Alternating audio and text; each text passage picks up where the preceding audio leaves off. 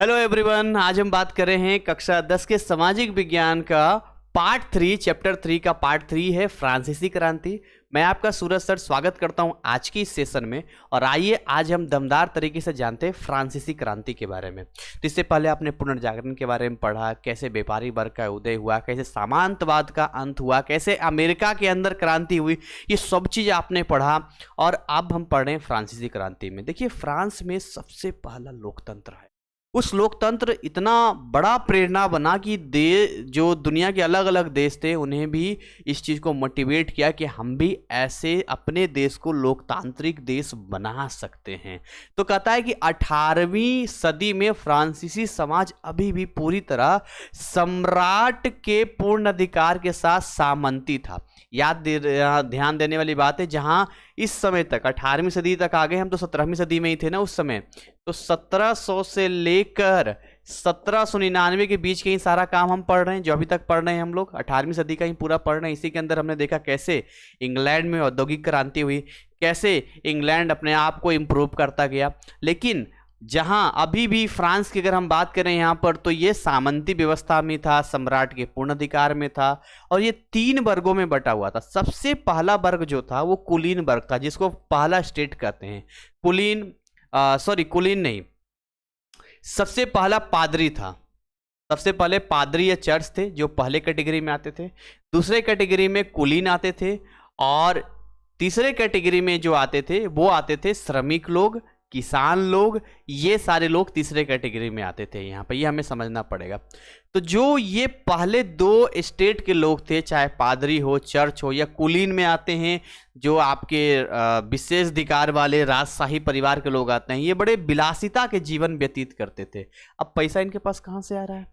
Tax, कर, कहाँ से? आम पब्लिक से, किसानों से, श्रमिकों से, लोगों से लेते थे। और वो पैसा तो आप सैनिकों पे खर्च कर सकते हैं, वो पैसा आप सड़क बनवाएंगे, उससे आप पब्लिक की सेफ्टी रखेंगे। भाई ये जो हम टैक्स पे करते हैं हमारे लिए होता है। लेकिन अगर आप उस पैसे का इस्तेमाल किसी और चीज़ में करेंगे, अपने ऐशो आराम में करेंगे, और उसमें भी आप ये भेदभाव रखेंगे कि भाई धर्म में कई विशेषताएं इनको मिलेगी, बाकी लोगों को नहीं मिलेगा, आप शासन का आनंद ले रहे हैं, तो किसान और आम जनता तो दुखी होगी ना, परेशान तो होगी ना। तो किसान, आम लोग, शहर के श्रमिक और मध्यम वर्ग के रूप में आम आदमी तीसरे स्टेट में थे और भारी करों के बोझ में तले दबे थे।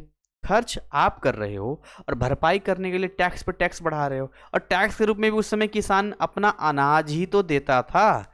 अब एक किसान जो अपनी खेती करता है तो ये सोच ही करता है कि चलो जी, साल भर का ये जितने महीनों का हमारे घर का राशन आ जाएगा, जो बचेंगे उसको हम बेच के बाकी हम आगे के समय के लिए रहेंगे। उसमें भी आप उसका आधा अनाज ले लेंगे, फिर कहेंगे नहीं नहीं जी, हमें ना और पैसों की जरूरत है, और अनाज आप ले लेंगे। तो फिर वो क्या करेगा? भूखा मरेगा। तो भाई सीधी सी बात है, भूखे मरने से अच्छा है कि चलो फिर लड़ते हैं, वैसे भी मरना है, वैसे ही मरना है। तो इसे यही कहते हैं ना, क्रांति यहीं से शुरुआत होती है यहाँ पे। तो फ्रांस की आंतरिक हालातों ने क्रांति के लिए एक आदर्श मंच बनाया, एक आइडल मंच बनाया। और ये बाहर से कोई नहीं आया था। मैंने कहा ना, यूरोपियन कंट्रीज के अंदर कोई बाहर का देश नहीं आया था जो इनके अंदर आकर इनके लोगों को परेशान करे। ये खुद यहाँ के लोग इन्हीं के शासकों से परेशान थे। देखो ना, सामंती व्यवस्था अभी भी है। लुई 16वें और उनकी पत्नी, जो कि सौली के कारण सरकारी खजाना खाली हो गया, राष्ट्र दिवालिया हो गया। पता नहीं कैसे क्या करते थे, खूब खर्च कर रहे हैं, कोई मतलब ही नहीं है। लुइस को तीनों स्टेट की 1789 में एक बैठक बुलाने के लिए मजबूर किया गया। तो 1789 में ना एक मीटिंग हुई। इस मीटिंग में भी देखेंगे तो बहुत मतलब अजीब तरीके से मीटिंग हुई थी। मैं आपको बताऊंगा कैसे हुई थी। इसमें जो थर्ड स्टेट के लोग थे, जो आम लोग, किसान लोग थे, उनको बिल्कुल बाहर खड़ा कर दिया गया था। उनका कोई मतलब ही नहीं था। मेन 2 ही था, कुछ के प्रतिनिधित्व करने के लिए लाया गया था। इससे डिसीजन उनके हाथ में नहीं था। एक बैठक बुलाने के लिए मजबूर किया गया। वह नए कर कानून के लिए मंजूरी हासिल करना चाहता था। देखो, ऑलरेडी लोग करों में, बोझ में दबे हुए हैं, और राष्ट्र दिवालिया हो रहा है, कह रहा है हमें और कर चाहिए, तो कहां से जान दे देगा आदमी। तीसरे स्टेट ने विशेष अधिकार उन्मूलन में समानता की मांग की। भाई हमें भी विशेष अधिकार दिया जाए, या तो खत्म कर दो इसको। उन्होंने अपने लिए एक राष्ट्रीय असेंबली बनाने की घोषणा की। उन्होंने कहा, तीसरे स्टेट ने, कि हम एक राष्ट्रीय असेंबली बनाएंगे। ठीक है, वो राष्ट्रीय असेंबली बनाएंगे जो हमारे लिए सोचेगा। वो राष्ट्रीय असेंबली बनाएंगे जिसके प्रतिनिधित्व में हमारे लोग भी होंगे, ताकि कल को कोई भी डिसीजन आप लेते हैं तो आप हमारी मर्जी के बिना नहीं ले सकते हैं। और सारे अधिकार सम्राट से ले लिए। अब बोला कि अब आप किसी काम के नहीं हो, अब आप यहां से निकलो, आप ऑलरेडी दिवालिया हो गए हो। यह एक ऐतिहासिक फ्रेंच दस्तावेज आदमी और नागरिक अधिकार का मिला यहाँ पे। तो इस तरीके से हम देख रहे हैं कि किस तरीके के यहाँ सिस्टम बन रहा है, जहाँ राजा से अपना देश ही नहीं संभल पाया, वहाँ के शासकों से दिवालिया कर दिया, तब तीसरे स्टेट ने सारी चीज़ों को ख़त्म करते हुए अपनी राष्ट्रीय असेंबली यहाँ पर बनाई और सारे अधिकार सम्राट से खत्म कर दिए। और फिर राष्ट्रीय असेंबली ही डिसाइड करेगी आगे का। अभी हम आपको जो लाइन्स है उसको पढ़ के अभी हम आपको बताएंगे कि क्या क्या ऐसी चीज़ें थी उसके अंदर, और ये होना भी बहुत ज़रूरी है। 2-4 लोगों के हाथ में सारे पावर सत्ता चली जाती है, फिर उन्हें जैसे मन करता है वो करते हैं। तो घोषणा को अपनाया गया, ये अमेरिकी स्वतंत्रता घोषणा से प्रभावित था। अभी इससे पहले आपने देखा था कि अमेरिका में स्वतंत्रता हुआ था और वहीं से फ्रांस के लोग प्रभावित हुए थे। सभी पुरुषों की समानता होनी चाहिए, सबसे पहली बात, जितने पुरुष हैं सबकी समानता होगी। लोगों संप्रभुता होनी चाहिए, स्वतंत्रता के अधिकार, संपत्ति, सुरक्षा, सही शिक्षा पर जोर देते हुए मुक्त भाषण को अपनाया। ऐसा नहीं है, अगर कोई गलत कर रहा है तो उसके खिलाफ आवाज भी उठाया जा सकता है, यानी कि फ्रीडम होनी चाहिए। आप पाबंदी नहीं बना सकते कि भाई आप क्यों बोल रहे हो, आप क्यों बोल रहे हो, चीजें नहीं होनी चाहिए। सभी गरीबों की सार्वजनिक सहायता, जो गरीब है वो सब मिलकर सहायता कीजिए। प्रतिबंधों को हटाया जाए, यातना और गुलामी से मुक्ति हो, कोई गुलामी नहीं चलेगी, कोई यातना नहीं चलेगी, और अपनी सरकार चुनने की मान्यता होनी चाहिए। यानी डेमोक्रेटिक लोकतांत्रिक सिस्टम आ गया कि हम चुनेंगे कौन सरकार बनेगा, कि हम डिसाइड करेंगे, हम अपने अकॉर्डिंग सरकार को वोट देंगे जो भी होगा। सार्वजनिक कार्यालयों में रोजगार के लिए सभी नागरिकों को समानता दी गई, कोई भेदभाव नहीं है। ये अगर पहले स्टेट का है या दूसरे स्टेट का है तो उनको पहले रोजगार मिलेगा, तीसरे, अरे ये सब कुछ नहीं, सबको बराबर होगा यहाँ पे। और फ्रांसीसी क्रांतिकारी युद्धों और नेपालियन के युद्धों से जो 1789 से शुरू हुए और 15 वर्षों तक चले फ्रांसीसी गणराज्य का गठन किया यहाँ पर। तो यहाँ पर आपको समझना पड़ेगा बेसिकली कि फ्रांसीसी क्रांतिकारी युद्ध जो हुआ, जो नेपोलियन के युद्ध से जो 1789 से शुरू हुए 15 वर्ष तक चला था फ्रांसीसी गणराज्य। कब तक? 15 वर्ष तक चला ये पूरा सिस्टम, क्योंकि नेपोलियन भी था इसके अंदर, बहुत सी लड़ाइयाँ अंदर हुई, सब कुछ हुआ। 15 साल गणराज्य, गण मतलब लोग, लोगों का राज्य, गणराज्य चला। फ्रांसीसी क्रांति ने यूरोप की मध्ययुगीन संरचनाओं का अंत कर दिया। जो भी सिस्टम था, उदारवाद, राष्ट्रवाद के नए विचार, फ्रांस में एक पूर्ण परिवर्तन, प्रशासन, सेना, समाज और संस्कृति में परिवर्तन हुआ। उदारवाद का मतलब है कि हम अपने देश के, यह देखिए, अपने देश के लोगों के लिए उदार रहेंगे। मतलब ऐसा नहीं कि जबरदस्ती टैक्स ले रहे हैं, उनका शोषण कर रहे हैं। राष्ट्रवाद का मतलब है कि हमारा एक राष्ट्र है, हमारा एक झंडा है और हम सभी एक राष्ट्र के लिए अपने आप को एक होकर रहेंगे। और नए नए विचार आए, जैसे कि परिवर्तन, प्रशासन व्यवस्था बदल दी गई, सेना में बदलाव किया गया, समाज में बदलाव किया गया, संस्कृति में बदलाव हुआ। फ्रांस नेपोलियन बोनापार्ट के तहत एक गणतंत्र बन गया। तो इसमें नेपोलियन बोनापार्ट का बहुत बड़ा रोल था, याद रखिएगा। और फ्रांसीसी क्रांति एक मार्गदर्शक सिद्धांत स्वतंत्रता, भाईचारा, समानता थे। क्रांतिकारियों कई प्रबुद्धता विचारकों जैसे वोल्टेयर, मॉन्टेस्क्यू और रसियो जैसे दार्शनिकों के विचार से प्रेरित थे। तो ये ऐसे ही क्रांति नहीं हो गई, ये बीच में कुछ ऐसे लोग हैं जो आम पब्लिक और जनता को ये समझाते रहते थे कि ये सही है, ये गलत है, ये करना चाहिए, वो करना चाहिए। उनकी बुद्धि काम करती चलेगी। वोल्टेयर का नाम आता है, मॉन्टेस्क्यू का नाम आता है, रसियो का नाम आता है, और बाकी नेपोलियन बोनापार्ट ने तो 4 चांद लगा ही दिया, जो भी युद्ध वगैरह करके यहाँ पे। तो भाई ये जो फ्रांस की क्रांति हम पढ़ रहे हैं, इस फ्रांस की क्रांति के बीच का अभी पार्ट हम नहीं पढ़ रहे हैं, केवल डायरेक्ट हमने देखा है, बीच का पार्ट तो इसमें कुछ है ही नहीं अभी। तो आज़ादी के अमेरिकी युद्ध और फ्रांसीसी क्रांति ने दुनिया भर में राष्ट्रवाद की भावना को लोकप्रिय बनाया। अमेरिका से राष्ट्रवाद के विचार ने फ्रांस पहुंचा, ब्रिटेन, इटली तक को प्रभावित किया, और रिजल्ट ये हुआ कि 1861 में इटली को एकीकृत कर दिया गया। तो हम ब्रीफ में अभी इस चैप्टर में पढ़ रहे हैं। अभी फ्रांसीसी क्रांति जब डिटेल में पढ़ेंगे तो एक एक करके बहुत लंबा चौड़ा हिस्ट्री, ऐसा नहीं कि तुरंत राजा ने मान लिया ये हो गया वो हो गया, बीच में बहुत लड़ाइयाँ हुई, ये हुआ वो हुआ, बहुत सारी चीज़ हुई। तो हम केवल अभी केवल ब्रीफ में बता रहे हैं कि अमेरिका में हुआ, शॉर्ट में पढ़ लिया, फ्रांस में हुआ, यहाँ पढ़ लिया, यहाँ पढ़ लिया, यहाँ पढ़ लिया, सब हमने पढ़ लिया यहाँ पे। अब इससे प्रभावित होकर कहाँ कहाँ हुआ, ब्रिटेन तक बात पहुंची, इटली तक पहुंची, और इटली का भी एकीकरण हुआ है यहाँ पे। ठीक है, तो देखिए नीचे दिए गए फ्रांस अमेरिका के झंडे हैं। आपको क्या लगता है झंडों फ्रांसीसी क्रांति आज़ादी के अमेरिकी युद्ध में क्या भूमिका निभाई? ये देखिए फ्रांसीसी क्रांति के दौरान फ्रांस का ध्वज, और ये अमेरिकी स्वतंत्रता का है, लगभग देखते मिलता जुलता है ये। ठीक है, अब देखिए इटली का एकीकरण पढ़ेंगे यहाँ पे। तो हम पहले देखें कहाँ हुआ, पहले अमेरिका में। अमेरिका से प्रभावित हुआ फ्रांस, फ्रांस से प्रभावित हुआ इटली, हालांकि ब्रिटेन के अंदर भी गया लेकिन इटली भी प्रभावित हुआ यहाँ पे। अब इटली क्या था, कई छोटे छोटे राज्यों में बटा हुआ था, तो उन सब को एक करना बहुत ही जरूरी था यहाँ पे। तो 18वीं सदी में इटली कई राज्यों का एक समूह था और प्रत्येक का अपना स्वयं सम्राट था और अपना अपना दिमाग सब लगाता था। परंपरा थी, उनमें से कुछ तो बेनेतिया, दो सिसिलाइरस, पापल राज, सार्डिनिया, तस्कनी आदि थे। मध्य युग के दौरान पोप की दोनों धार्मिक और राजनीतिक मामलों में प्रभाव में वृद्धि हुई। तो पोप का मतलब वही पादरी जो होते हैं, धार्मिक और राजनीतिक दोनों में एंट्री हुआ। देखिए जब इनका एंट्री राजनीतिक में हो जाएगा तो समझ लीजिए कोई गड़बड़ हो जाएगा। तो पोप का कुछ राज्यों पर राजनीतिक प्रभुत्व स्थापित किया, जिन्हें पापल के राज्य कहते थे। पापल वो राज्य थे जहां पोप के राजनीतिक के अकॉर्डिंग दखलंदाजी होती थी, या पोप राजनीतिक पूरा पोप ही चलाता था। जल्दी ही इटली ने अपने महत्व में वृद्धि करना शुरू कर दिया। पोप के राजनीतिक जीवन, जो पोप के राज थे वह राजनीतिक जीवन, बैंकिंग, विदेशी व्यापार का केंद्र बन गए। पुनर्जागरण के दौरान इटली का महत्व अन्य राज्यों से, जिसके बारे में आप पहले ही पढ़ चुके हैं, बढ़ गया। सालों तक फ्रांस और पवित्र रोमन साम्राज्य ने इटली के लिए युद्ध लड़े। तो हमें यह समझना होगा कि जिन राज्यों में पोप का राजनीतिक प्रभुत्व था वहां पर हम देख रहे हैं एक सेंटर बन गया है। और पुनर्जागरण हम देखते हैं कि स्टार्टिंग यहीं से हुआ था, पवित्र रोमन साम्राज्य से हुआ था यहाँ पे। तो 1789 की फ्रांसीसी क्रांति ने इटली के इतिहास में महत्वपूर्ण भूमिका निभाई।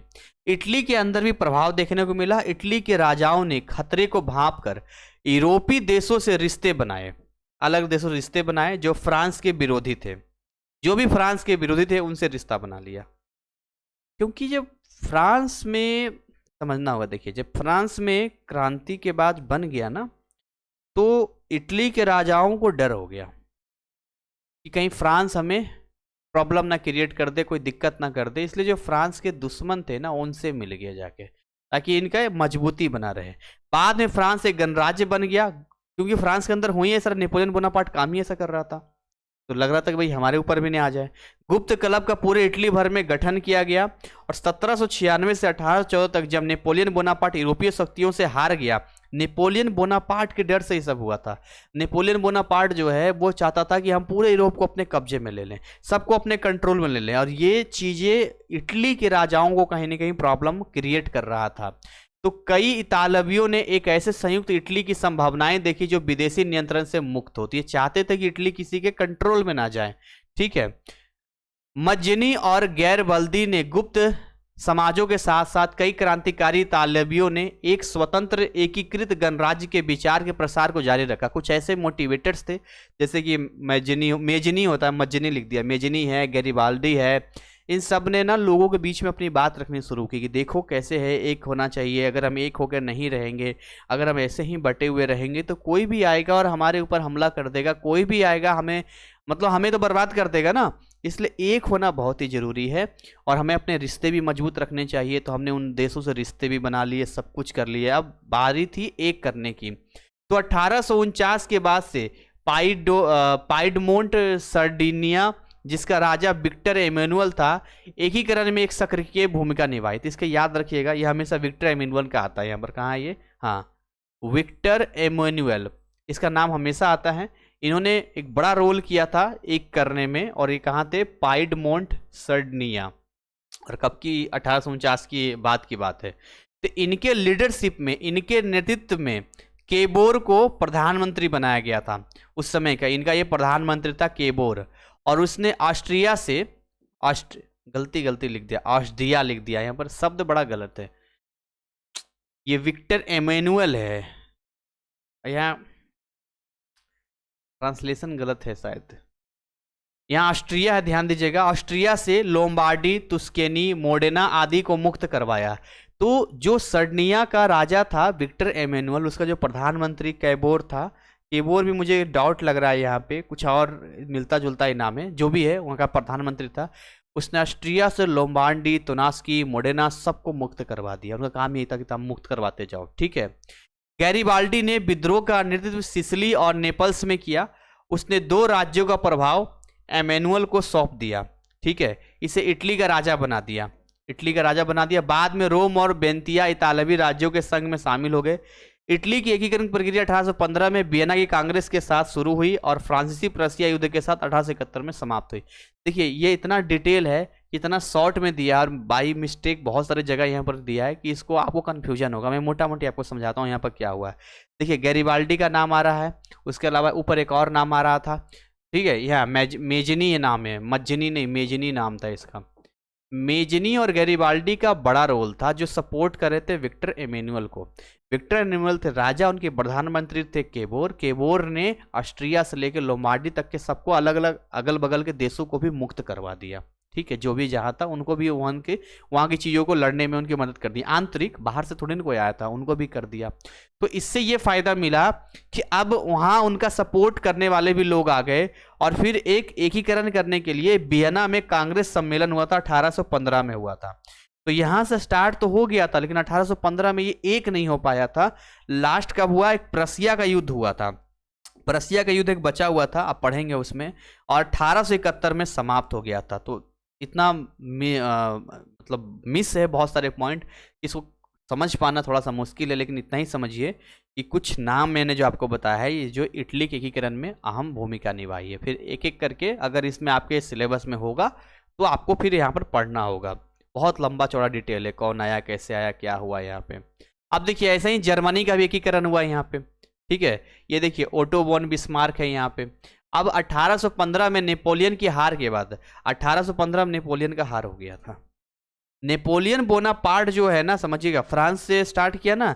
नेपोलियन बोनापार्ट को हराना बहुत जरूरी था, क्योंकि नेपोलियन बोनापार्ट अगर नहीं हारता, जो फ्रांस में उसने जो सिस्टम लाया नेपोलियन बोनापार्ट का, 15 साल चला था ना, 1789 के बाद से आगे बढ़ता गया। तो 1815 में उसकी हार हुई। तो कई जर्मन एक स्वतंत्र जर्मनी चाहते थे। जर्मनी 39 छोटे राज्यों का संघ था और ऑस्ट्रिया और प्राशिया के नेतृत्व में था।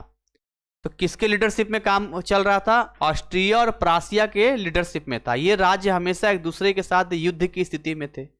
प्रशिया को राजा कैसर विलियम प्रथम, प्रधानमंत्री बिस्मार्क को प्रशिया के शासन के अधीन जर्मनी को एकजुट करना चाहता था और ऑस्ट्रिया और फ्रांस को पूरी तरह से बाहर रखना चाहता था। अब ये भी खिचड़ी पक रहा है, पूरी तरह से खिचड़ी पका रहे हैं। पहले अभी समझते हैं ये कौन है। देखिए इसका पूरा नाम है ओटो वॉन बिस्मार्क, इसका नाम। इसको ध्यान से देखिए आप, ठीक है। आपको दिख रहा होगा सेना के फॉर्म में, सैनिक के फॉर्म में, आपको ये दिख रहा है यहाँ पे।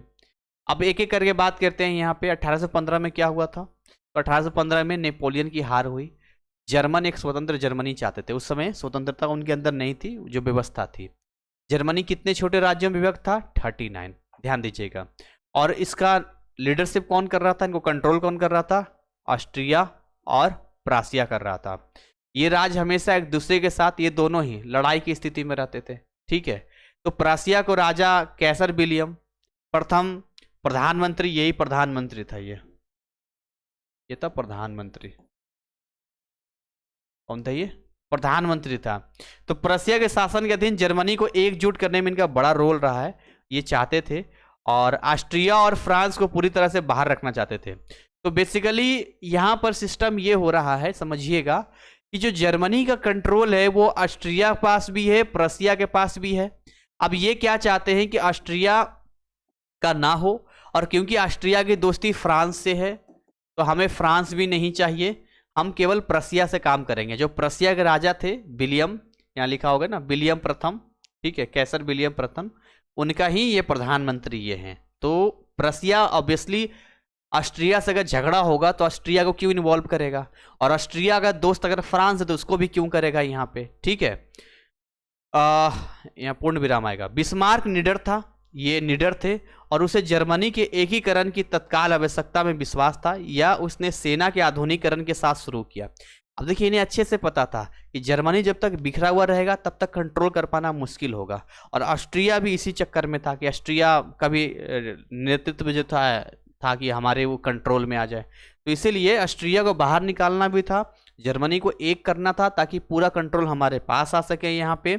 इसके लिए सेना को मजबूत करना बहुत ज़रूरी था, सेना के पास नए नए हथियार रखना बहुत ज़रूरी था, आधुनिकीकरण बहुत ज़रूरी था। उसने खून और आयरन की नीति के लिए जाना जाने लगा और उसने लौह चांसलर की उपनाम अर्जित की। इसका इतना खून खराबा किया, इतना इसने लड़ाइयाँ की, इसका नाम रख दिया गया लौह चांसलर के नाम से डाला गया यहाँ पर। वैसे भी जर्मनी के प्रधानमंत्री को चांसलर ही कहा जाता है यहाँ पे। तो ये बड़ा ही खतरनाक मतलब सीन यहाँ पर देखने को मिलता है बिस्मार्क को लेकर यहाँ पे। चलिए आगे बढ़ना चाहेंगे यहाँ पे।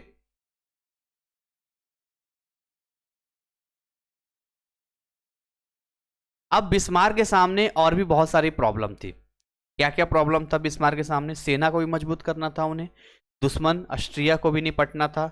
और वो तो अच्छी बात थी कि 1815 में नेपोलियन बोनापार्ट की हार हो गई थी, नहीं तो और हालत खराब हो जाता। तो सेना में सुधार करने के साथ बिस्मार्क ने सेवलिग हॉलस्टेन की जर्मन आबादी को उसके डेनमार्क शासक खिलाफ विद्रोह करने के लिए प्रोत्साहित किया। अब देखिए, जो इनके कंट्रोल में आ सकता था उनके कंट्रोल में ले लिया। अब जो राजा नहीं मान रहा है, मतलब अब 39 छोटे छोटे राज्य हैं, जाके बात किया नहीं मान रहा है तो डायरेक्ट तो मानेगा नहीं। तो जैसे उसी में ये था यहाँ पर सेलिविया हॉलस्टेन, वहाँ के जो उसके डेनमार्क शासक के खिलाफ उनके जो प्रजा थी उनके खिलाफ ही भड़का दिया। 1864 में बिस्मार्क ने ऑस्ट्रिया के साथ डेनमार्क के खिलाफ हाथ मिलाया। ठीक है, तो अब देखिए इस तरीके से कंफ्यूजन क्रिएट नहीं करना है, समझना है कि ऑस्ट्रिया और प्रसिया में ही आ रहा है ना ये बिस्मार्क, ये दोनों हैं दुश्मन। लेकिन जब बात डेनमार्क की आई तो इन दोनों ने हाथ मिला लिया। अब बिस्मार्क का अगला लक्ष्य था ऑस्ट्रिया। ऑस्ट्रिया को पराजित कर उत्तर जर्मन, तो कितना चतुर आदमी है बिस्मार्क, कितना बेवकूफ है ऑस्ट्रिया। देखो बिस्मार्क का दुश्मन कौन, बिस्मार्क का दुश्मन कौन बोलो, कौन है दुश्मन? ऑस्ट्रिया है, मतलब प्रसिया से ही यहाँ पर है। तो जब जरूरत पड़ा तो इसे दोस्ती कर लिया और दोस्ती करके डेनमार्क को हरा दिया। इन्हें अच्छे से पता था कि हम अकेले डेनमार्क को नहीं हरा सकते हैं, जरूरत पड़ेगी ऑस्ट्रिया का। तो ये दोस्त करके दोस्ती कर लिया, हम दोनों दोस्त चलेंगे बाजार हैं, आराम से घूमेंगे फिरेंगे खाएंगे पिएंगे और क्या, ठीक है, ये दोस्ती हम नहीं तोड़ेंगे। और दिमाग में ये था कि जैसे ही डेनमार्क अपने कंट्रोल में आएगा फिर ऑस्ट्रिया को साइड से हटा देंगे हम लोग। और वही हुआ, ऑस्ट्रिया को पराजित करके जर्मन कॉन्फेडरेशन का गठन कर दिया। बिस्मार्क ने इटली को वेनिस के प्रांत का वादा किया और उसे युद्ध से बाहर रखा। ऑस्ट्रिया का इटली से नियंत्रण खत्म कर दिया। उसने फ्रांस के नेपोलियन तृतीय को क्षेत्रीय मुआवजा देने का वादा किया, जहां जो जरूरत पड़ता था ना उससे वादा ले लिया, उसको संभाल लिया, दिमाग से काम किया। ऑस्ट्रिया को हरा दिया, युद्ध के बाहर रखा, सबको बाहर रखा। अगर मान लो कि लड़ाई लड़नी है ना तो बोले ठीक है तुम बाहर रहो, अगर हम जीत जाएंगे तो हमें ये दे देंगे, हमें तुम्हें ये दे देंगे, ऐसे करके बहला फुसला के सबको रखा। उसने पहले से ही रूसी नियंत्रित पोलैंड में विद्रोह दबाने के बदले रूस का समर्थन हासिल था। रूस को भी सपोर्ट किया था, पोलैंड में विद्रोह जो हुआ था तो रूस का भी सपोर्ट था। मतलब इसको कहते हैं राजनीतिक बुद्धि, हमें किससे कैसे जरूरत पड़नी है। दुश्मन से भी दोस्ती कर लिया, बाद में उसको हटा दिया। पता था रूस की सहायता मिलेगी तो रूस को मदद किया था पोलैंड विद्रोह में, वहाँ सपोर्ट ले लिया, यहाँ से ले लिया, वहाँ से ले लिया। तो अल्टीमेट टारगेट क्या था कि हमें क्या करना है, जर्मनी का एकीकरण करना है, जर्मनी का एक करना है जर्मनी को, ठीक है। और इन सब को सारी बुद्धि यहाँ पर लगा रहा है। और कहाँ का है, प्रसिया का प्रधानमंत्री। अब प्रसिया के जर्मनी में प्रभुत्व के लिए अब केवल 2 बाधा थी। सब कुछ तो कर दिया, दिमाग लगा, ऑस्ट्रिया भी बाहर हो गया, फ्रांस तो खैर आएगा ही नहीं वहां पर जब ऑस्ट्रिया हो गया। 2 बाधा थी। बाधा यह था कि दक्षिणी जर्मनी के 4 छोटे जर्मन राज्य और फ्रांस के नेपोलियन तृतीय की अस्वीकृति, ये 2 सबसे बड़ा प्रॉब्लम था। जो 39 जर्मन के छोटे छोटे राज्य थे उसमें से जो 4 थे इनकी बात नहीं मान रहे थे। अब 35 तो मान लिया लेकिन 39 में 4 नहीं मान रहा है, तो जिसकी वजह से इनको प्रॉब्लम था। दूसरा, फ्रांस के नेपोलियन जो तृतीय था, नेपोलियन बोनापार्ट के बाद जो नेपोलियन तृतीय हुआ वो भी अस्वीकृति दे रहा था। उसको युद्ध से तो बाहर रखा था लेकिन वो भी अस्वीकृति दे रहा था। लेकिन दोनों देशों के बीच असहमति ने फ्रांस को प्रसिया से युद्ध के लिए उकसाया। अब दोनों देश में क्या है, असहमति है। तो फ्रांस को प्रसिया से युद्ध के लिए उकसा दिया, फ्रांस को लगा हम प्रसिया से लड़ लेंगे, बिस्मार्क से लड़ लेंगे यहाँ पर। तो इसको फ्रांको प्रसिया युद्ध काफी छोटा था जो कि लड़ा। प्रसिया ने 1871 में फ्रांस पर आक्रमण किया और हरा दिया। देखिए जो लड़ता आ रहा है, अब बिस्मार्क ने इतनी दिमाग लगाई, बुद्धि लगाई, ये लोग बेवकूफ ठहरे, इनको समझ नहीं आया उसकी चाल क्या थी। जब वो ऑस्ट्रिया को हटा सकता है तो फ्रांस क्या चीज है। फ्रांस प्रसिया का युद्ध हुआ, छोटा था, हार गया फ्रांस। नेपोलियन तृतीय था, उसको सिंहासन त्यागना पड़ा। फ्रांस के अल्सास और लॉरेन देने के लिए मजबूर किया गया कि अब फ्रांस का जो दो हिस्सा है, दो जगह है, अल्सास और लॉरेन, हम जीते तो हम लेंगे। देखो बिस्मार्क कितना चतुर है। शेष जर्मन राज्यों पर ऑस्ट्रिया को छोड़कर, ठीक है, शेष जर्मन राज्यों पर ऑस्ट्रिया को छोड़कर कब्जा कर लिया और वे जर्मनी के साथ शामिल हो गए। ठीक है, तो ऑस्ट्रिया को छोड़कर बाकी सब शामिल हो गए। जर्मनी का एकीकरण कैसर विलियम के द्वारा पूरा किया गया। जल्द ही जर्मनी यूरोप में एक अग्रणी बन गया। उसने अपने आर्थिक हित को आगे बढ़ाया और दुनिया में जर्मन प्रभाव बढ़ाने के लिए औपनिवेशिक साम्राज्य के रूप में उभरा। मतलब फिर जर्मनी ने भी देखा कि जैसे इंग्लैंड दुनिया के बाकी देशों में गुलाम बना रहा है, उपनिवेश बना रहा है, तो हम भी बनाएंगे यहाँ पर। तो यहाँ कन्फ्यूजन इसलिए हो रहा है कि बहुत शॉर्ट में दे दिया है चीज़ों को। जब डिटेल में एक पढ़ेंगे तो ज़्यादा रहेगा, फिर भी आप आराम से एक बार पढ़ना, आपको सारी चीज़ें क्लियर हो जाएगी यहाँ पे। समाजवादी आंदोलन, रूसी क्रांति। देखिए रूसी क्रांति भी बहुत बड़ा है और मुझे पता है ये भी कन्फ्यूजन क्रिएट करेगा और ये छोटे से में दे देगा। खैर एनी पे जो भी हम यहाँ पर पढ़ते हैं, देखिए रूसी क्रांति की जब हम बात करते हैं यहाँ पे, तो हम अमेरिका से पहुँचे फ्रांस, फ्रांस से पहुँचे जर्मनी, है ना, जब बिस्मार्क का अपना रोल था हमने यहाँ पर देखा। इटली में हमने अलग ही देखा। ठीक है, तो अब लिखा है औद्योगिक क्रांति ने एक असमान समाज की स्थापना की। जब औद्योगिक क्रांति हुई, इंडस्ट्री हुई, फैक्ट्री लगाया गया, तो हमने एक चीज़ देखा यार, कुछ लोग तो बहुत अमीर बनते जा रहे थे, लेकिन बाकी कुछ ऐसे लोग थे जिन पे शोषण किया जा रहा था, जिनको अभी भी दबाया जा रहा था। एक और गरीब, शोषित और बिना किसी अधिकार के लोग थे, जिनके पास कोई अधिकार नहीं था, वो गरीब थे, उन पे शोषण किया जा रहा था। और दूसरी तरफ पूंजीपति लोग थे जिनके पास विशेष अधिकार थे, जो मन आता था उसी हिसाब से कानून बनाते थे, अपने हिसाब से रहते थे, है ना, टैक्स कब कितना करना है। इसी समय कुछ लोगों ने सोचना शुरू किया कि हम बेवकूफ़ बैठे हैं, है ना, समाज में सामाजिक और आर्थिक संदर्भ में समानता होनी चाहिए, ये तो गलत है। समानता, भाषण की स्वतंत्रता और लोकतंत्र के विचारों ने इस संबंध में प्रोत्साहन दिया। लोगों को ये बोला कि यार समानता होनी चाहिए, फ्रीडम होनी चाहिए, आज़ादी होनी चाहिए अपनी बात रखने के लिए, लोकतंत्र के विचार होनी चाहिए। और यहाँ बात कर रहे हैं हम लोग रूसी क्रांति की बात कर रहे हैं। ध्यान दीजिएगा, समाजवाद के विचार जो समान समाज की स्थापना की कोशिश करते हैं, अपनी जड़ें जमानी शुरू की। और समाजवाद के सबसे ताकतवर और प्रभावी जो कार्ल मार्क्स था, ये सबसे बड़े दार्शनिक थे, इनको लोग फॉलो करते थे और इनकी बातें मानते भी थे। तो कार्ल मार्क्स और फ्रेडरिक, ये भी एक नाम आता है, फ्रेडरिक एंगल्स के द्वारा दिए गए अपनी पुस्तक कार्ल मार्क्स ने कौन सी पुस्तक लिखी थी, तो पुस्तक लिखा था दास कैपिटल। याद रखिएगा, दास कैपिटल में मार्क्स ने कहा कि सभी समाजों का इतिहास वर्ग संघर्ष का उदाहरण है। कभी भी समाज में उठा के देखो तो हमेशा दबाया गया है। जब तक उन लोगों ने लड़ा नहीं, तब तक उनको स्वतंत्रता नहीं मिली है, समानता नहीं मिली है, लोकतंत्र नहीं मिला है। अगर आप चाहते हो तो आपको भी लड़ना पड़ेगा। तो पूंजीपति श्रमिकों के वर्ग संघर्ष करने की कोशिश करते हैं। उसने भविष्यवाणी की कि वर्ग संघर्ष पूंजीवाद के अंत के साथ सफल हो सकता है और वह समाजवाद के आने से होगा। बोला ये पूंजीवाद खत्म हो जाएगा, लेकिन तब होगा जब आप समाजवाद को लाओगे। समाजवाद का मतलब सब में समानता होनी चाहिए, चीजें होनी चाहिए। पूंजीवाद और समाजवाद में फर्क होता है। पूंजीवाद में जहां एक और गरीब तबके के साथ शोषण किया जाता है, वही समाजवाद में सबको समानता की विचारधारा से आगे बढ़ना होता है। अब यहाँ पर बात करेंगे, इसका पहला जो व्यवहारिक उदाहरण रूसी क्रांति है, जिससे दुनिया की पहली समाजवादी सरकार की स्थापना हुई। पूछेगा दुनिया में सबसे पहला लोकतांत्रिक सरकार फ्रांस में, दुनिया में सबसे पहला समाजवादी सरकार रूस के अंदर। याद रखिएगा, रूस औद्योगिक रूप से पिछड़ा था और एक कृषि प्रधान अर्थव्यवस्था पर आधारित था। रूस में उतनी इंडस्ट्री नहीं थी जितना कि इंग्लैंड अपने आप को बढ़ा रहा था। चोर टाइप का लोग था, लुटेरा था, ये लोग तो बढ़ाना ही बढ़ाना था। पर रूस में क्या था, जमीन बहुत बड़ा था, खेती बाड़ी होता था, तो कृषि प्रधान अर्थव्यवस्था था। लेकिन वहां का जो शासक था जार, वो एक निरंकुश शासक था, दमनकारी शासक था। वो मजदूर और किसानों को बहुत मुश्किल से जिंदगी मतलब जीना पड़ा था उसके टाइम में, इतना वो था। 1905 में क्रांति ने ड्यूमा के गठन के साथ एक संवैधानिक राजशाही गठन का नेतृत्व किया।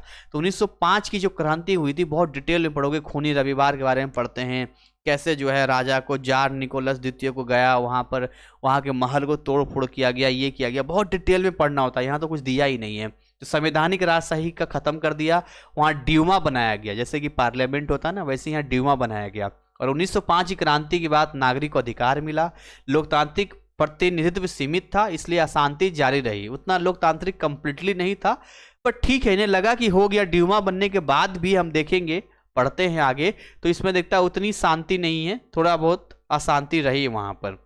लेकिन एक भयानक क्रांति हुई थी 1917 में। 1905 में तो हुआ ही हुआ, 1905 में हुआ, ड्यूमा बना, लेकिन लगा कि ड्यूमा बनने से बहुत बदलाव आ जाएगा, तो ऐसा कुछ नहीं होने वाला था, बस मन का भ्रम था। लेकिन 1917 में जो हुआ ना, वो गजब का हुआ था, गजब। कैसे? 1917 में रूस में एक और क्रांति हुई, और ऐसा इसलिए हुआ क्योंकि वह रूसी मजदूरों और किसानों और रूस में रहने वाले गैर रूसी लोगों की हालत जार निकोलस द्वितीय के निरंकुश शासन के अधीन बहुत बुरी थी। समझ रहे हो? बहुत बुरी थी, क्योंकि 1905 में उसको हटाया थोड़ी ना गया था। 1905 में तो ड्यूमा ही बना था ना, ताकि किया जाए, लेकिन ये संभला ही नहीं। वे काफी दुखी थे अमानवीय काम की परिस्थितियों और करों की विशाल राशि के साथ साथ उनका शोषण, एक तो टैक्स भी दीजिए, शोषण भी कीजिए, इसलिए लोग उसके खिलाफ उठे। लोगों को किसी राजनीतिक अधिकारों की मनाही थी। बोले ऐसे भी मरना है, ऐसे भी मरना है, तुम ऐसे भी टैक्स ले रहे हो, ऐसे ही परेशान कर रहे हो। और जार निकोलस द्वितीय तो सबसे खतरनाक था। कहा तो ये भी जाता है कि जार निकोलस द्वितीय ने जो शादी किया था वो ऑस्ट्रिया के राजकुमारी से किया था। तो क्या नाम था? मेरी एंतोएत इसका नाम था। और ऑस्ट्रिया जो था रूस का दुश्मन था। ठीक है, तो ये सब भी चलता है, पर इसमें है नहीं लिखा हुआ, और उसकी वजह से भी बहुत प्रॉब्लम यहाँ पर हुआ है। और रूस ने अपनी साम्राज्यवादी इच्छाओं के लिए प्रथम विश्व युद्ध में भी प्रवेश कर लिया था। ये टाइम ये था कि ये फर्स्ट वर्ल्ड वार में भी एंटर कर चुका था। ये 1914 की हम बात करें तो 1914 से लेकर 1918 तक जो है क्या हो रहा था? प्रथम विश्व युद्ध, और इसमें रूस एंटर कर गया था। और यहीं से तो स्टार्ट होता है रूस और अमेरिका के बीच का जो है आपस में कि हम पावरफुल हैं, वो करा हम पावरफुल है, पूरा पैसा रूस ने लगाया था। लेकिन लड़ाई इतनी लंबी चल रही थी कि रूस की जो जनता थी वो जार निकोलस द्वितीय पर ये प्रेशर बना रही थी कि भैया आप हमारे क्या कर रहे हो, हमारा पैसा जा रहा, पता नहीं कब खत्म होगा। और जैसे ही 1970 में रूस बाहर निकलता है, अमेरिका की यहाँ पर एंट्री होती है, और जैसे ही अमेरिका यहाँ पर एंटर करता है, समझना, जैसे ही अमेरिका एंटर करता है ये जीत जाता है। और अमेरिका इसी शर्त पे आया था कि जो भी प्रॉफिट रूस को मिलना था हमें मिल जाए। और यहीं से जानी दुश्मनियाँ स्टार्ट होती है अमेरिका और रूस के बीच में, जो आज भी चल रहा है। तो लेकिन ऐसा करना अनुचित था। रूसी सैनिकों हजारों की संख्या में प्रथम विश्व युद्ध में मारे गए थे, कोई बीमार थे और बिना गर्म वर्दी या हथियारों से लैस थे। उनके पास गर्म वर्दी भी नहीं थी, हथियार भी नहीं थी, साइबेरिया की ठंडी रेगिस्तान में लड़ने के लिए। कई कुशल श्रमिकों को सेना में भर्ती कर दिया गया था। अब श्रमिक तो देश के लिए होते हैं ना, काम करते हैं, लेकिन उसको सेना में भर्ती कर दिया और उनको मौत के लिए युद्ध में लड़ने के लिए मजबूर किया गया। कुलीनबर्ग भी जार निकोलस द्वितीय के निरंकुश तरीके के कारण असंतुष्ट थे। जो कुलीनबर्ग था ना, जो पादरी वगैरह होते हैं, वो भी असंतुष्ट थे। देश में अकाल पड़ गया था, देश में स्थिति बहुत ही बिगड़ गई। श्रमिकों ने अदालतों, जेलों और कार्यालयों परिसर पर हमला कर दिया, तोड़फोड़ कर दिया। बोला किसी काम के नहीं, अदालत तोड़ दिया, जेल तोड़ दिया, ऑफिस सरकारी तोड़ दिया। समाज के सभी वर्गों के बीच व्यापक असंतोष था। सेना में गोला बारूद ही नहीं था, शहरों में भोजन का अभाव था, किसानों को अपने जो खेती करते थे उसका मुआवजा नहीं मिल पाता था। और हम ये भी देखते हैं कि इस सरकार ने मुद्रास्फीति के कारण रूबल नोटों को लाखों में छापा। अब इसने क्या किया? लाखों में नोट छापना शुरू कर दिया। अब आपको नोट छापने से क्या होगा? नोट छापने से क्या चीज़ें सही हो जाएगी? कुछ सही नहीं हो। देख रहे कैसे लोग सड़कों पे उतरे हैं, जैसे तैसे पहुंचे हैं, तोड़ फोड़ मचाने के लिए, कुछ भी करने के लिए। क्या करेंगे आप? बिल्कुल लाखों में नोट छाप दीजिए, तो जो सामान मान लो 40 रुपये किलो मिलता है वो फिर मिलेगा 4000 रुपये किलो मिलेगा। फिर जो हम इतना पैसा ले जाते हैं हमें इतना पैसा ले जाना पड़ेगा। सामान कंटेंट तो उतना ही है ना, नोट छापने से क्या हो जाएगा? तो इसकी चालाकी चली नहीं, लोगों ने समझा इसको। देखिए 18 जून 1917 पेट्रोग्राद में लोगों द्वारा प्रदर्शन हुआ था। पेट्रोग्राद का सीन है ये, ठीक है। और यह स्थिति मार्क्स और टॉल्स्टॉय के लेखनों और बिगड़ गई, इस लोगों को विशेष से श्रमिकों को प्रभावित किया।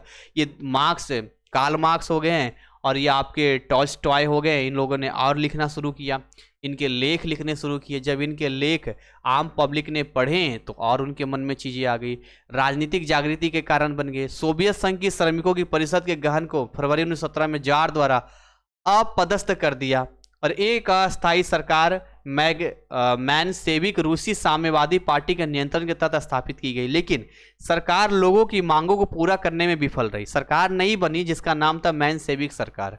बोलसेविक से मैनसेविक बना, अभी बोलसेविक की बात आई, अभी नहीं आई है। तो मैनसेविक सरकार बना यहाँ पर, लेकिन वो भी विफल रही।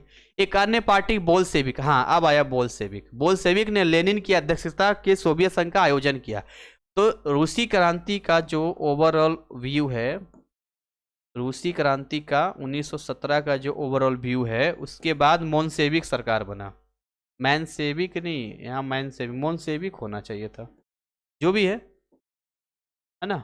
मनसेविक सरकार बना, लेकिन ये भी क्या रहा, विफल रहा। क्या रहा, विफल रहा।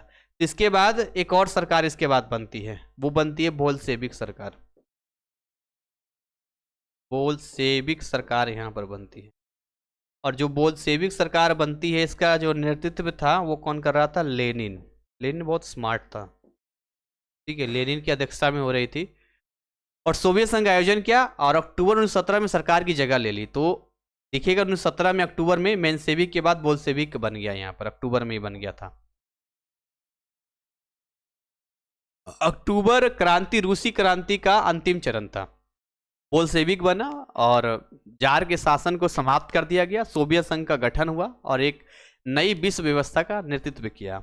अगले पार्ट में हम इंडस्ट्री के बारे में पढ़ेंगे, बाकी चीज़ों के बारे में पढ़ेंगे, जो भी चीज़ें रहेगी आगे के बारे में।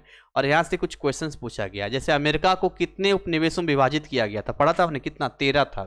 फ्रांस के तीसरे स्टेट में कौन शामिल थे, आम लोग। जर्मन एकीकरण का नेतृत्व किसने किया था, जर्मन का बिस्मार्क ने किया था। गैरिबाल्डी केवर तो इटली का था ना। और 1688 की गौरवपूर्ण क्रांति विश्व के लिए प्रेरणा का स्रोत थी, 30 शब्दों में सिद्ध कीजिए। तो 1688 की जो क्रांति हुई थी, ऊपर आप अपने आंसर्स को लिख सकते हैं। आज़ादी के अमेरिकन युद्ध और फ्रांसीसी क्रांति के बीच कम से कम 2 समानताएं लिखिए यहाँ पे। अमेरिका की तो बात चल रहा है, ये 1688 में और क्या हुआ था सबसे ऊपर, भाई आप बात करेंगे तो 18वीं सदी में हुआ था फ्रांस का, उसके बाद ही इटली का हुआ, सबसे पहले तो अमेरिका का हुआ था। तो अमेरिका के लिखिए क्वेश्चन नंबर 2 में 30 शब्दों में, जो अमेरिका के पूरा डिटेल था। आज़ादी के अमेरिकी युद्ध और फ्रांसीसी क्रांति के बीच कम से कम 2 समानताएं लिखिए। देखिए अमेरिका युद्ध से प्रभावित हुआ था फ्रांस, दोनों को समानता चाहिए था, लोकतांत्रिक सरकार चाहिए था, संप्रभुता चाहिए था, सामंतवाद से छुटकारा चाहिए था। तो भाई जो भी 2 समानता है सब लिख सकते हैं। रूसी क्रांति समाजवाद की विचारधारा से प्रेरित थी, संक्षेप में बताइए। तो एक ऐसी विचारधारा जो पूंजीवादी होती है, पूंजीपति होती है, जहां पर हम देखते हैं पूंजीपतियों का ही अधिकार होता है, जहां आम पब्लिक का शोषण किया जाता है। लेकिन रूस में जो सोच थी समाजवाद का था, और दुनिया में 1905 में सबसे पहले रूस में समाजवाद सरकार बनी, लेकिन फिर भी वो उतना सफल नहीं रही। फिर बाद में देखेंगे धीरे धीरे करते करते करते करते चीज़ें बढ़ती चली गई। 1905 था, 1917 था, 1917 था, 1905 में तो ड्यूमा बना था और जार निकोलस द्वितीय के कंट्रोल में था, उसको एक मौका दिया गया था, लेकिन वो फिर कंट्रोल ही हैंडल ही नहीं कर पाया था। ठीक है, और इसी के साथ ये आपका पूरा चैप्टर खत्म होता है, चाहे पुनर्जागरण हो या मानवतावाद हो या धर्म सुधार हो, अलग अलग यहाँ पर हमने इन चीज़ों के बारे में पढ़ा है। तो ओवरऑल देखिए हमने यहाँ पर किन किन देशों में पढ़ा, क्या क्या पॉइंट पढ़ा, मैं एक बार बता देना चाहेंगे ताकि आप इन पर एक छोटा सा नोट्स बना लेना, ऐसे बना लेना। सबसे पहले हमने पढ़ा पुनर्जागरण के बारे में पढ़ा, पुनर्जागरण के बारे में पढ़ा, पॉइंट नंबर 1। पॉइंट नंबर 2 हमने देखा कि कैसे सामंतवाद का अंत हुआ। ठीक है, पॉइंट नंबर 3 में हमने देखा कैसे व्यापारी वर्ग आया, व्यापारी वर्ग का उदय हुआ। फिर हमने देखा समाज में बहुत सारे परिवर्तन आए, सामाजिक परिवर्तन आए, बहुत सारे परिवर्तन थे। फिर उसके बाद हमने देखा कि कैसे ब्रिटेन की औद्योगिक क्रांति के बारे में हमने देखा। ऐसे बहुत सारे पॉइंट हम पढ़ रहे थे इसके अंदर। फिर हमने इसमें कि एक सीक्वेंस से पहले अमेरिका के बारे में देखा। ठीक है, अमेरिका के बाद हमने इटली के बारे में देखा, नहीं, फ्रांस। अमेरिका के बाद फ्रांस,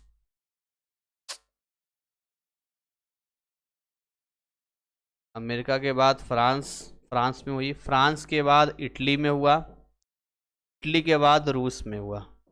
ठीक है, ये हमने अलग अलग हिस्सों में देखा यहाँ पर। तो भाई ये कुछ ऐसे पॉइंट थे जो हमने इस चैप्टर में डील किया है। तो अब यहाँ पर आपको पढ़ना कैसे है, देखिए आपको क्या करना चाहिए मेरे हिसाब से, मैं आपको बताऊँ तो आप इस पे एक नोट्स बना लो, एक ऐसे टाइप का खुद से लिखने की कोशिश करो। समांतवाद के ऊपर लिखो, व्यापारी वर्ग के बारे में लिखो, सामाजिक परिवर्तन के बारे में लिखो, ब्रिटेन का एक बार लिख लो, अमेरिका का अलग लिख लो, फ्रांस का अलग लिख लो, इटली का अलग लिख लो, रूस का अलग लिख लो। तो कितने पॉइंट हो गए हैं? 5 पॉइंट ये हो गए या 4? ये टोटल 9 पॉइंट्स हैं। अगर ये 9 पॉइंट्स आपने अच्छे से डील कर लिया तो ये आपका चैप्टर स्ट्रांगली मजबूत हो जाएगा और बहुत ही बढ़िया हो जाएगा। बाकी टाइमिंग आपको पता है, ये जो हुआ था 17वीं शताब्दी में हुआ था, और ये जो तीनों हुआ था इधर जाके वो 18वीं और 18वीं शताब्दी, और रूस का तो 19वीं शताब्दी भी हम पहुंच चुके थे। 18वीं शताब्दी 16 समथिंग था ना ये, 1700 समथिंग से लेकर इसका थी, तो 16वीं शताब्दी हो जाएगा, नहीं तो और बैक हो जाएगा ये 16 समथिंग यहाँ पर। हाँ, ये तो 17वीं शताब्दी हो गया, ये दोनों 18वीं शताब्दी हो गया, और ये थोड़ा सा मिक्स हो गया था, ये 19वीं शताब्दी हो जाएगा ना समथिंग। हाँ, 19वीं और 20वीं शताब्दी में भी एंट्री कर गया था ये। तो इस तरीके से ये पूरा का पूरा चैप्टर है, इसके क्वेश्चन आंसर खुद से आपको करना चाहिए, समझना चाहिए, और हमने बहुत सफलतापूर्वक इस पार्ट में हमने इसको कंप्लीट कर लिया है। अब जो अगला पार्ट है उसको हम पढ़ेंगे, और बाकी आप हमें कमेंट में बता सकते हैं क्या कुछ आपका फीडबैक है, कैसा लग रहा है, जिससे कि हमें मोटिवेशन मिलता है, और आपके अकॉर्डिंग कुछ ऐसी डिमांड, ऐसी चीज़ें जो आप हमसे चाहते हैं हम वो आपको दे पाते हैं। और आप हमारे ऐप में जा सकते हैं, हमारे ऐप में और भी बहुत सारे कोर्सेस हैं जिसका लाभ आप ले सकते हैं, बहुत सारे फ्री कंटेंट भी है, हमारे फ्री टेलीग्राम चैनल है जिसको ज्वाइन कर सकते हैं, लिंक हमने डिस्क्रिप्शन में दिया है। और इसी के साथ आज की सेशन को यहीं पर बाइंड अप करेंगे। Thank you so much, wish you all the best. जय हिंद, जय भारत।